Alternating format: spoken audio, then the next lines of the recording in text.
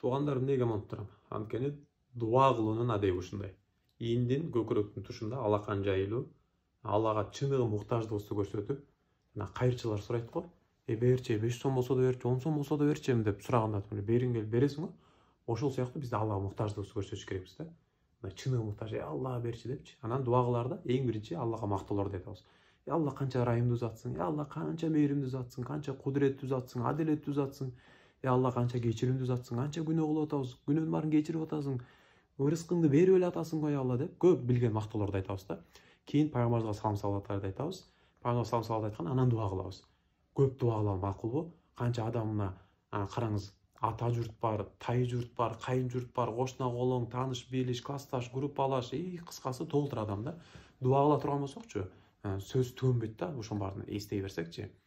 Мени 7:40 биз Бишкекте ооза ачырып калып атса, ошо 7:39 7:40 келе калып жана ооза ачарлык дуаны календарда айтып коюп эле анан дуа кылып койбой, мен айтат элем бир 7:25 7:20 10-15 мүнөт, 20 мүнөт керек болсо жарым саат, 1 саат алдын келип, кенен дуа кылуу макул. Ошолордун баарына канча биздин тууган тааныштар, канча адам, 8 миллиард адам бар. Ыймансыз, ибадатсыз жүрөт, илим жок, зикир жок жашоодочу, даават жок. Канча адам перзент боло албай атат, канча адам ажырашып атат, ошолор жарашсын, балалуу боло электер балалуу болсун, үйлүү боло албай аткандар үйлүү болсун деп. Баарына дуа кыла берели, бизде жок болсо дагычы. Пайгамбар хадис маасында айтат, сен ушу баарына башкалар дуа кылла дейт. Периштелер Аллах таала ушундай периштелер дайындап койгон экен, алар сага да болсун деп турат экен. Бул эмне деген сөз? Сизге сөзсүз кайтат деген сөз да. Ошон үчүн баарына дуа кылалы. Керек болсо сахаба радиаллаху анху туз керек болсо туз сураган. Пайгамбар хадис маасында айтып атат, боо керек болсо боо дагы сурагыла депчи. Биз мындай акча чечет деген ишеним бар го. Туз керек болсо эмне тузду сурабайсыз Алладанчы. Магазин бар, туз алып келе калчы дейбиз. Бирден керек болсо 100 сом берип балаңа да жөнөтөсүң да.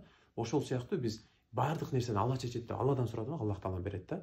Анан ошол айтып бүткөндөн кийин анан дуа кылып бүткөндөн кийин кайра пайгамбарыбызга салам салават айтабыз.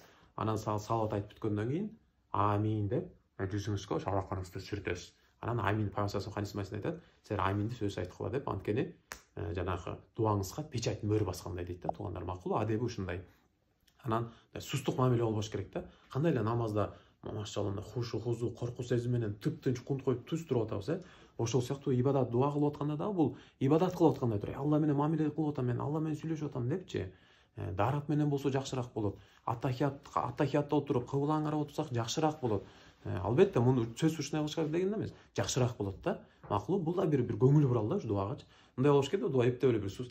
Алла, анан дуа сурап атасың да. Бала берчи Алла, анан үй берчи, анан дагы эмнеле деп мындай. Бияң тырмак болсун, сакалың тырмак болсун, башың көзүң ушалап болсун, тияң карап болсун. Алла, жашоону жакшы, бактылуу жашатчы депчи.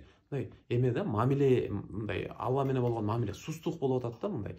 Алла берсең берем, бербесең кой өзүң билесиң да дегендей да. Андай кылбайлы туугандар макулбу. Ошо Аллах таала амалышка барышка мүмкүнчүлүк берсин, туура түшүнүп туура амалышка мүмкүнчүлүк берсин. Орозодо особенно, иншалла орозо болуп атат. Ооз ачырыкта жанагындай айткандай 10-15 мүнөт алдын дуа кылалы. Анан о дуаларга бекем басым жасайлы орозодо макулбу иншалла. Пайгамбар хадис маасында айткан, ооз ачарда дуалар сөз кабыл деп көп дуа кылалы. Баардыгына дуа кылалы. Анан аягына бир аз убакыт таап жана мени эстеп калсаңыздар, ушу Нурлан Абазбековдун өзүнө жана үй бүлөсүнө деп дуа кылып коюңуздар. Сиздер менин дуамда ар дайымсыздар иншалла. Ар дайым дуа кылабыз иншалла. Бири-бирибизге дуа кылалы иншалла. Мусулмандын куралы бул дуа деген да. Анан биз мындай видеону ушул дуанын адеби боюнча кече жакында чыгардык эле. Анан кыргыз элине рахмат айткым келип атат. Неге дегенде кыргыз эли бир нерсени айтсаң ушундай дароо кабыл алып анан мындай ушундай алхамдулилла жакшы бекем да кыргыз эл таква адамдар да ушундай бекем кылышат. Анысы кандай? Кече жакында ушундай видео чыгарганда мындай 1-2 сантиметр бирикпей калыптыр алакандар. Жана ошого басым жасашып, ушундай кылыш керек деген суроолор көп болуп кетти. Анан ал видеону удалдеткенге туура келди. Ошон үчүн баягы биз болсо ата монтип үйрөткөндө, ата бабабыз деген алакандан суу агып кетпеш керек деп үйрөткөндө деп мындай карабайсыздар, мындай бекембиз да. Аллахым ыраазы болсун. Ошого байланыштуу удалдетип мына жаңы видео киргизип атабыз. Туура амал кылалы жана дуага бекем бололу иншалла. Аллахым ыраазы болсун. Амалыбызга барыбызга мүмкүнчүлүк берсин.